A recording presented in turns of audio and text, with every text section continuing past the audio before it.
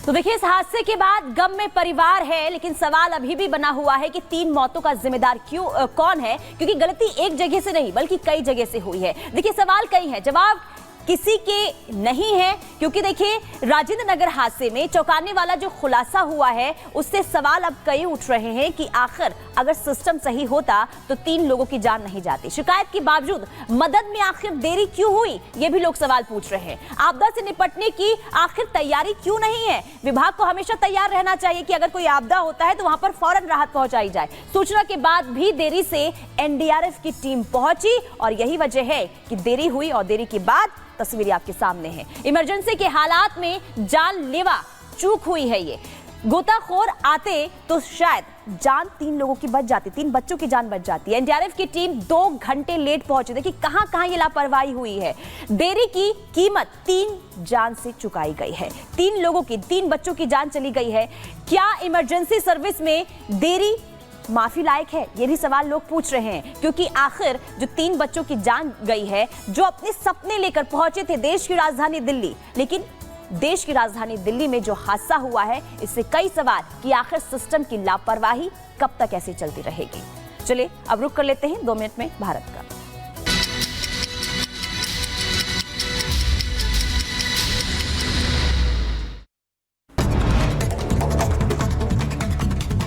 दिल्ली में 3 छात्रों की मौत के बाद एमसीडी का एक्शन। देर रात राजेंद्र नगर इलाके में अवैध रूप से बेसमेंट में संचालित हो रहे 13 कोचिंग सेंटर्स को किया गया है सील। 3 छात्रों की मौत पर न्याय की मांग को लेकर छात्रों ने कैंडल मार्च निकाला। मृतक छात्रों की तस्वीरों के साथ कैंडल जला करके श्रद्धांजलि दी। लापरवाही बरतने वाले अधिकारियों के खिलाफ कार्रवाई की मांग भी की। वहीं चांदनी चौक में एक इमारत की दीवार ढह गई है, किसी के हताहत होने की कोई खबर नहीं।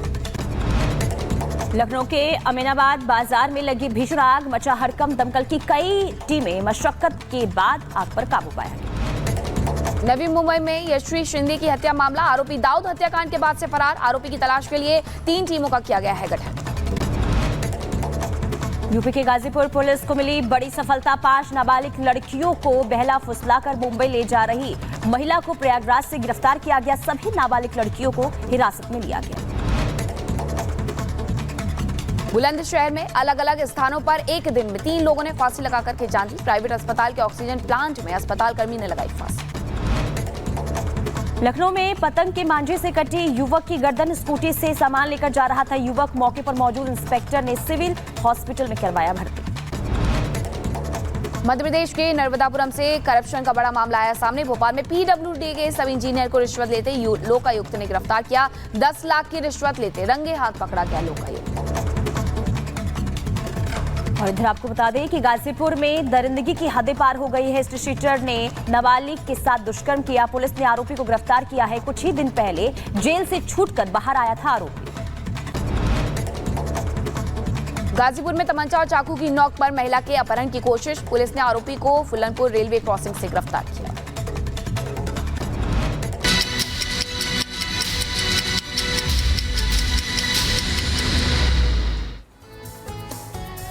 दो मिनट में भारत की तमाम बड़ी खबरें हमने आपको दिखाई, लेकिन वक्त यहाँ पर हो गया है एक छोटे से ब्रेक। राजधानी दिल्ली में हुए इस दर्दनाक हादसे के बाद जहां गुस्साए छात्रों ने रविवार को करोल बाग मेट्रो स्टेशन के बाहर जबरदस्त विरोध प्रदर्शन किया, तो वहीं नाराज छात्रों को काबू करने में दिल्ली पुलिस के पसीने छूट गए। इस हादसे के बाद एबीवी के कार्यकर्ताओं ने भी दिल्ली की मेयर के घर के बाहर जोरदार हंगामा किया। छात्र संगठन एबीवीपी के छात्र नेताओं और कार्यकर्ताओं ने दिल्ली की मेयर शैली ओबराय के घर के बाहर लगी उनकी तस्वीर पर कालिख पोत दी, जिसके बाद हालात बेकाबू होता देख दिल्ली पुलिस ने उन्हें खदेड़ने की कोशिश की और डंडा भी उठा लिया। लेकिन अपने 3 साथियों की मौत से बिफरे छात्र वहां से फिर भी हटने को तैयार नहीं हुए। उन्होंने लगातार कई घंटों तक वहां विरोध प्रदर्शन किया।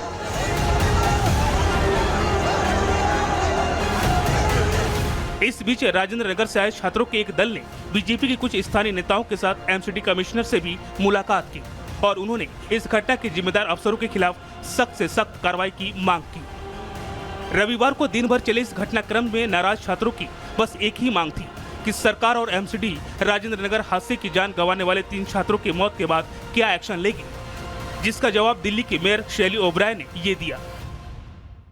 ये सबसे दुख की बात है कि 3 बच्चों की मौत हो गई और अब जैसे ही इस घटना के बाद अब मैंने कमिश्नर एमसीडी को एक लेटर लिखा है जिसमें आप देख सकते हैं कि हमने 2 निर्देश मैंने दिए हैं। पहला, दिल्ली में जितने भी कोचिंग सेंटर्स हैं जो उन बिल्डिंग्स में चल रहा है जो एमसीडी के जुरिस्डिक्शन में आते हैं और बेसमेंट में बायलॉज के अगेंस्ट या नॉर्म्स के अगेंस्ट ऐसे कोचिंग सेंटर चल रहे हैं, उन पर सख्त से सख्त कार्रवाई हो, उन पर एक्शन लिया जाए। दूसरा, और अगर इस मामले में जो कल राजेंद्र नगर में हुआ कोई भी एमसीडी अधिकारी अगर जिम्मेदार है तो उस पर भी सख्त कार्रवाई की जाए। दिल्ली के मेयर को इस बात का बखूबी अंदाजा है कि एमसीडी में भ्रष्टाचार का जो खुला दंगल चल रहा है, राजेंद्र नगर में हुई घटना उसी भ्रष्ट तंत्र का नतीजा है। हालांकि उन्होंने राव कोचिंग सेंटर को लेकर जो जानकारी दी, वो जानकारी इस हादसे में जान गंवाने वाले बच्चों के परिवार के काम नहीं आने वाले। उन्होंने बेसमेंट में चल रहे कमर्शियल एक्टिविटी को लेकर भी जो बड़े दावे किए, उसकी पोल भी शाम होते होते खुल गई, क्योंकि लीपापोती के इस खेल के बाद एमसीडी पूरे दिन में महज 3 ऐसे सेंटर्स पर ही ताला लगाने में कामयाब हो पाई, जबकि छात्रों और लोगों की जिंदगी से खेलने वाला ये खूनी खेल पूरी दिल्ली में खेला जा रहा है।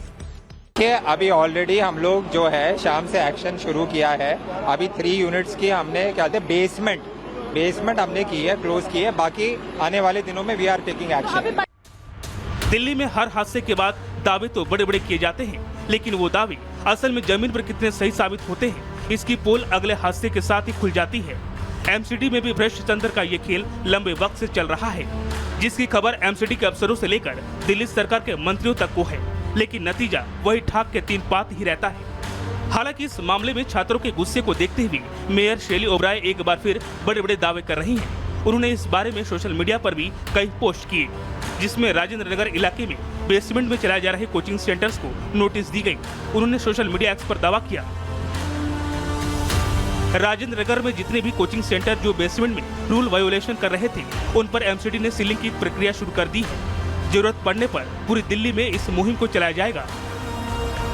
अब तक की मिली जानकारी के मुताबिक 3 छात्रों की मौत के बाद पूरी तरह से घिर चुकी एमसीडी ने इस मामले में अब तक राजेंद्र नगर से चल रहे 13 कोचिंग सेंटर को सील किया है। लेकिन सवाल है कि क्या यह कार्रवाई काफी है, क्योंकि पूरी दिल्ली को पता है कि राजधानी दिल्ली में कोई ऐसा इलाका नहीं जहां बेसमेंट में गैर कानूनी तरीके से कमर्शियल गतिविधियां न की जा रही हो। सवाल है कि उनके खिलाफ कार्रवाई के लिए क्या दिल्ली को अगले हादसे तक इंतजार करना होगा। Bureau report, Republic Bharat.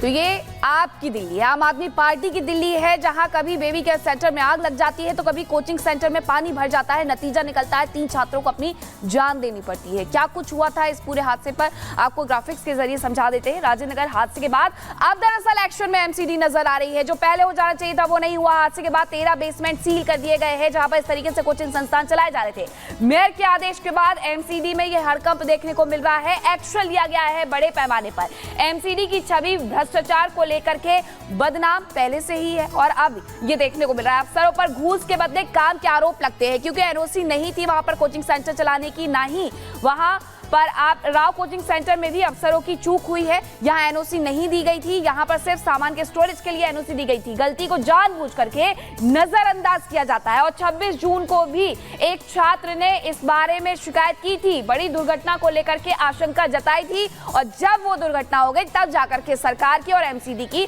आंख खुलती है। आम और एमसीडी ने समस्या की अनदेखी की, नतीजा वही निकला। 13 बेसमेंट सील करने से दिल्ली सेफ हो गई है। ये बड़ा सवाल भी हम उठा रहे हैं, क्योंकि 3 छात्रों की जान जिस तरीके से गई है, उसके बाद अब सवाल उठने तो बनते हैं।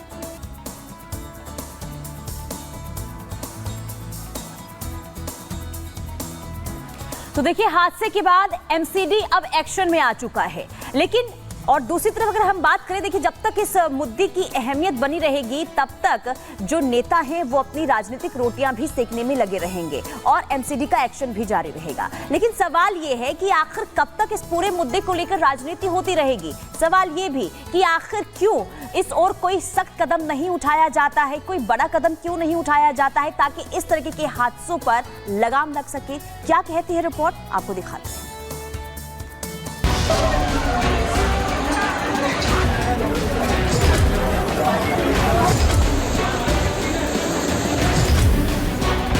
दिल्ली के राजेंद्र नगर से तस्वीरें देखकर एक ही सवाल मन में कौंधता है कि आखिर ऐसे हादसे कब रुकेंगे। ये दिल्ली है, देश का दिल, जहां बड़े शहरों से लेकर छोटे गांव तक के बच्चे अपनी आंखों में कुछ बनने का सपना लिए आते हैं, लेकिन दिल्ली के खोखले सिस्टम न सिर्फ उनके सपनों को बल्कि उन्हें भी निगल जाता है। यहाँ प्रशासन संभालने के लिए दिल्ली सरकार, LG और MCD है, लेकिन माँ बाप की उन बेबस आंखों का जवाब देने के नाम पर हादसों के बाद सिर्फ सियासत नजर आती है। ये सबसे दुख की बात है कि 3 बच्चों की मौत हो गई और अब जैसे ही इस घटना के बाद अब मैंने कमिश्नर MCD को एक लेटर लिखा है जिसमें आप देख सकते हैं कि हमने 2 निर्देश मैंने दिए हैं। पहला, दिल्ली में जितने भी कोचिंग सेंटर्स हैं जो उन बिल्डिंग्स में चल रहा है जो MCD के जुरिस्डिक्शन में आते हैं और बेसमेंट में बायलॉज के अगेंस्ट या नॉर्म्स के अगेंस्ट ऐसे कोचिंग सेंटर चल रहे हैं, उन पर सख्त से सख्त कार्रवाई हो, उन पर एक्शन लिया जाए। दूसरा, और अगर इस मामले में जो कल राजेंद्र नगर में हुआ कोई भी MCD अधिकारी अगर जिम्मेदार है तो उस पर भी सख्त कार्रवाई की जाए। इन बच्चों की मौत के जिम्मेदार पूर्ण तरह केजरीवाल सरकार और स्थानीय विधायक दुर्गेश पाठक जी हैं, जिन्होंने क्रिमिनल नेग्लिजेंस करी है। हम ये डिमांड करते हैं कि नैतिकता के आधार पर माननीय मंत्री आतिशी जी को इस्तीफा देना चाहिए, माननीय विधायक दुर्गेश पाठक जी को इस्तीफा देना चाहिए। यानी इस घटना के बाद भी सियासत जारी है, एक दूसरे पर आरोप प्रत्यारोप चल रहा है।